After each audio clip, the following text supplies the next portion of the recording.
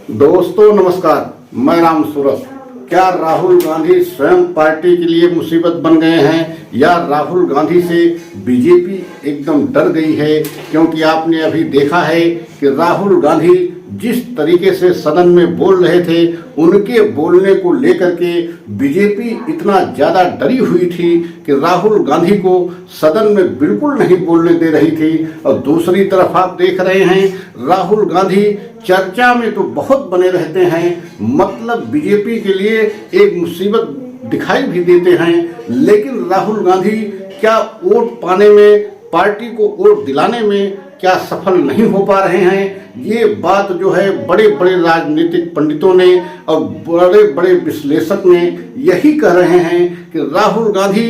एक तरीके से बीजेपी के लिए बहुत बड़ी मुसीबत बने हुए हैं 2014 से, लेकिन वोट में परिवर्तन राहुल गांधी नहीं करा पा रहे हैं जनता को। और यही कारण है कि राहुल गांधी चर्चा में बने रहने के लिए और जिस तरीके से मुद्दे उठा रहे हैं, मुद्दे भी उनके सही हैं, और राहुल गांधी जिस तरीके से बीजेपी सरकार से सवाल पूछ रहे हैं, सवाल भी बहुत वाजिब पूछ रहे हैं, मतलब जनता से जुड़े हुए सवाल पूछ रहे हैं, लेकिन इसके बाद भी जो है आप देख रहे हैं लगातार जो है कांग्रेस पार्टी हर चुनाव जो है हार रही है। वो चाहे प्रदेश स्तर के चुनाव हो, चाहे लगातार 2014 से अब तक के 3 लोकसभा के चुनाव हो गए हैं, लेकिन राहुल गांधी की जिस तरीके से चर्चा रहती है और राहुल गांधी जिस तरीके से अपने आप को चर्चा में रखते हैं और बड़े बड़े से मुद्दे उठाते हैं जो जनता से जुड़े हुए मुद्दे हैं, वो चाहे बेरोजगारी की हो, चाहे एक तरीके से जो है आप देख रहे हैं जिस तरीके से हमारे देश में इस समय बेतहाशा गरीबी जो है आ गई है, और आप देख रहे हैं इतना ज़्यादा गरीबों की संख्या बढ़ गई है। यही राहुल गांधी का कहना है, और रोजगार को लेकर के भी राहुल गांधी बहुत सारे सवाल जो है बीजेपी के ऊपर जो है उठाते रहते हैं, लेकिन आप लगातार चुनाव में देख रहे हैं कि राहुल गांधी की इतने ज़्यादा आक्रामक रुख अपनाने के बाद भी कांग्रेस पार्टी हमेशा लगातार चुनाव में हारती है। और दूसरी तरफ आप देख रहे हैं प्रधानमंत्री मोदी जी और अमित शाह जो गृह मंत्री हैं, उनके किसी भी जो है राज्य में दौरा करने से वहां पूरी तरीके से चुनाव पलट जाता है और एक तरीके से जो है वहां बीजेपी की बड़ी जीत होती है। चाहे बिहार हो, चाहे महाराष्ट्र हो, मतलब कहीं भी आप चुनाव के समय दौरा उठा कर देखेंगे तो राहुल गांधी सबसे कम दौरे करते हैं, सबसे कम जो है सभाएं करते हैं, लेकिन उसके बाद जब चुनाव बीत जाता है तो राहुल गांधी चर्चा में बने रहते हैं और ऐसे खुलासे करते हैं,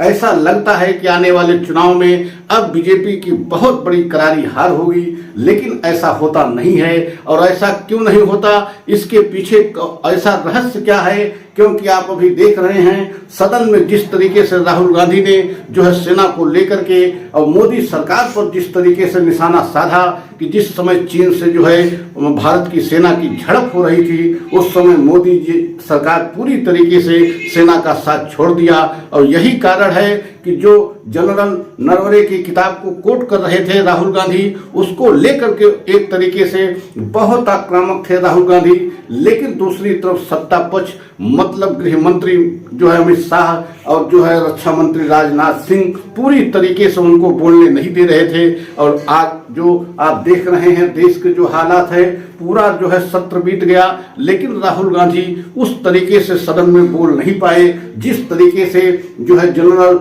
नरवणे की किताब को कोट करना चाह रहे थे। पूरे देश की जनता को सदन से बताना चाह रहे थे कि मोदी सरकार पूरी तरीके से उस समय सेना का साथ छोड़ दिया था, लेकिन ये सच नहीं है। दूसरी तरफ सरकार का कहना है कि ये सारे आरोप जो है राहुल गांधी के निराधार और असत्य आरोप हैं, और यही कारण है कि राहुल गांधी ये बात बार बार कह रहे हैं कि हम 1 इंच जो है पीछे नहीं हटेंगे, इसके लिए हमें कोई भी कुर्बानी देनी पड़े, हम कुर्बानी देने के लिए तैयार हैं। तो आप लोगों को ऊपर हम ये सवाल छोड़ते हैं कि राहुल गांधी जिस तरीके से आक्रामक रहते हैं और चर्चा में बने रहते हैं, तो जनता उनके साथ क्या नहीं है? अगर जनता उनके साथ है तो जनता वोट क्यों नहीं